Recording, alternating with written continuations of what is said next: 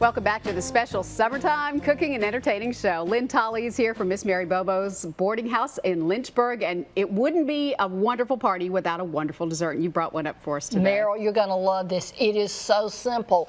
If you keep some frozen fruit in your freezer, you can always whip this up even when somebody drops in unexpected. That's great. It's called Bottoms Up Fruit Cobbler. Okay.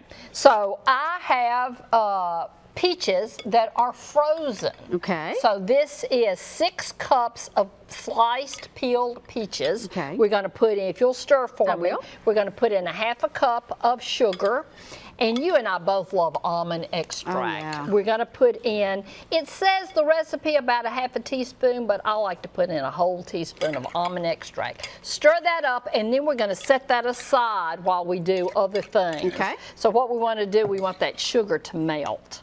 Now, we're going to make this in a 9x13 pan. I put in a stick of butter. A whole stick. And use real butter, not margarine. Okay. And our oven is preheating to 350 degrees. Okay. So I just set this in there with the stick of butter. When it melted, I pulled it out. And then we're going to cook it on a little pan underneath here in case it bubbles up. That's a good idea. Okay. Saves you cleaning the oven, right? It does, absolutely. And we're not going to do a lot of stirring, you'll see. Okay. So this is a 1.5 cups of self-rising flour. And the self-rising flour makes this really easy. Okay. I'm going to add, if you will stir it, 1/2 cup of sugar to this. Okay. And you know, the recipe doesn't say salt, but I always like just a little bit of salt. So I'm I going to love put it. You just add a little bit, a little bit of salt in there. Okay. So that's a 1.5 cups self-rising flour, 1/2 cup of sugar. This is a 1.25 cups of whole milk. Okay. And let's put vanilla extract in our batter. Why not? So we're going to put about a teaspoon of vanilla flavoring. Whoops, that might be a little bit more than a teaspoon. And you just stir that up, sort of get the lumps out. And to make this cobbler a little more interesting, I'm going to put blueberries in it too. Yeah. And you could use whatever kind of fruit you like, right? Absolutely. You can use apples, you can use any kind of berry, you could use strawberries, blackberries, all of those. Okay, that's good. So now we're going to take our batter and not stir it, pour it right over our melted butter.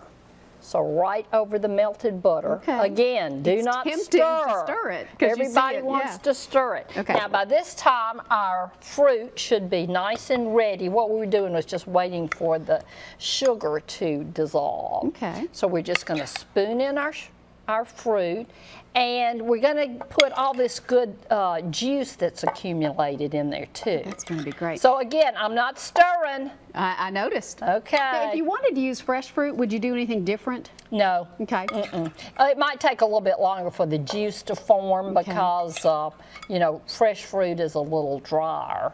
Okay. But just do your fruit ahead of time and set it aside.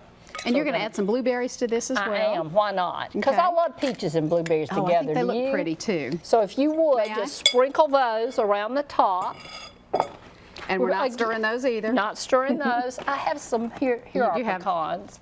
I mean, these are almonds. So this is going in a 350-degree oven. It's going to take about 45-50 minutes. Put our sliced almonds on top. Remember, we put almond extract in this, so we're going with a little theme here. And so the crust just bubbles up around it, and it looks like this. And it's this just is beautiful. our finished product. And a little trick I have when you're testing to see if it's done after 45 minutes, take one of these skewers that you will use out on the barbecue and put it in the middle. And if it's wet crumbs, it's not quite ready yet. That's a great But you tip. don't want to overcook it. A toothpick is just too little. Okay. So I like to use a skewer. All right, everybody come see Lynne at Miss Mary Bobo's. Lynne, thanks so much. This is recipe 5176. It's in the Talk of the Town recipes section at newschannel5.com. We are